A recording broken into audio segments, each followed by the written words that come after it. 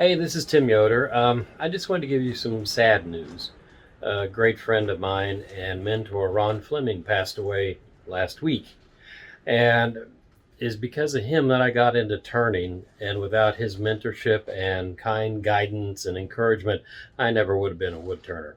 He was inducted in 2017 into the American Association of Woodturners Pop Merit Award Hall of Fame, basically, for his contributions to wood turning and the way he's influenced the work of many people out there. But anyway, I did a video for his induction that year, and we posted on YouTube before, but we thought we'd repost it so everyone could enjoy and appreciate the art and the talent and the excellence of Ron Fleming. You will be missed, Ron. It all started with a simple vessel, with one small difference. From there, the floodgates opened.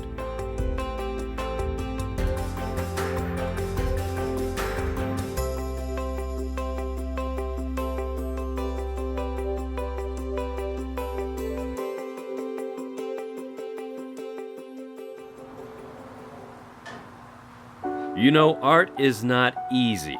It requires insight, bravery, and inspiration. There has to be a fire in the soul to create that which has not been created. No amount of money or accolades drives an artist. What motivates them is their vision, the vision they see in their heart. Ron Fleming is that type of person, that type of artist. He has the passion to create, the passion to make something different, the passion to find new horizons, new boundaries, and new mediums. Born during the Oklahoma Dust Bowl, Ron grew up with a love for drawing. At the age of 13, he drew his first commissioned work of art. In high school, he found a strange device in a closet. His art teacher told him it was an airbrush. Ron fell in love with the new medium. Right out of high school, Ron went to work as a draftsman for the Oklahoma Highway Department. Fascinated by how things worked, at night, he took college courses in mechanical and civil engineering. In 1959, he packed up all his belongings and moved to Tulsa, Oklahoma to work for Douglas Aircraft as an illustrator. Everything was going well until there was a change in management. He was told by his new supervisor that he did not have what it would take to become a commercial artist. Ron quit on the spot. Fueled by those words, Ron struck out on his own and opened his own studio. Aided by his late wife Patty, herself an accomplished artist, Ron worked day and night with only a rare day off. Within just a few years, he was one of the top commercial airbrush artists in the U.S., with many Fortune 500 companies as clients. He eventually employed a staff of 20 in an attempt to keep up with all his clients' needs. Lesson learned: don't tell Ron no. It was during this same time when Ron and Patty saw the abandoned City of Tulsa's trash incinerator building. Everyone said, why buy that money pit? Ron and Patty disagreed and followed their vision. After a year shoveling ash, they started a remodeling project which eventually became Hearthstone, their home, their haven, and their art studio. Ron was still creating art at a breakneck pace, and at the peak of his career, he decided to tackle a new challenge: wood turning.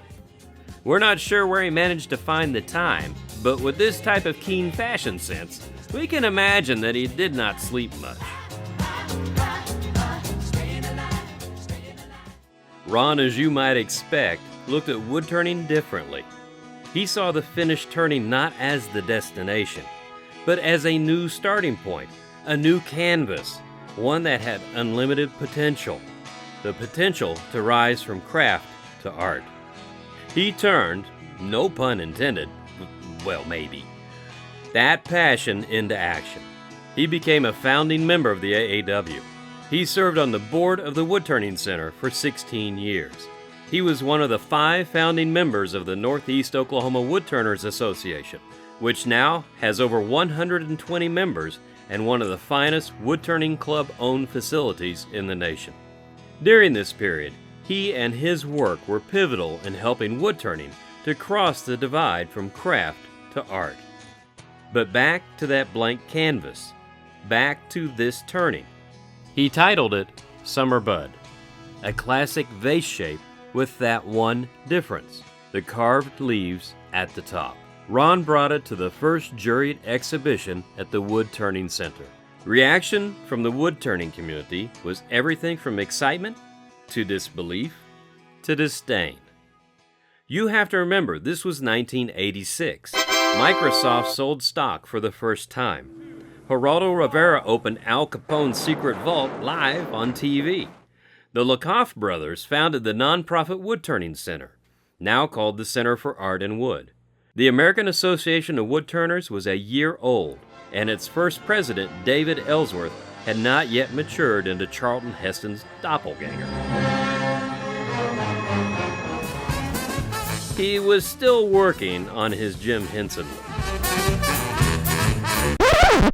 Well, anyway, you know Ron, and that first show experience just spurred him on. For over 30 years, Ron has been pushing the boundaries of woodturning. He never sat still or settled for one style or expression. He always looked for new forms, mediums, and collaborations. He tuned out the naysayers and followed his vision. Ron's groundbreaking carved and painted turnings sold for thousands of dollars, which was unheard of at the time. This helped pave the way for future turners to be paid properly for their work. His work has won numerous awards and been featured in many galleries and traveling exhibits. He had the first carved woodturning article featured in Fine Woodworking magazine. He has 4 pieces in the Smithsonian's Renwick Gallery. He has one of the first turned and carved pieces in the White House collection of American crafts. How's that for data? Often copied now but never duplicated, Ron is proud of the legacy his work will leave. And we are even more grateful for his contributions to the stature of woodturning. It is artists like Ron who have elevated our craft into an art and opened the floodgates of expression we see in woodturning today. Thank you, Ron, for sharing your talent, and thank you for sharing your vision with all of us.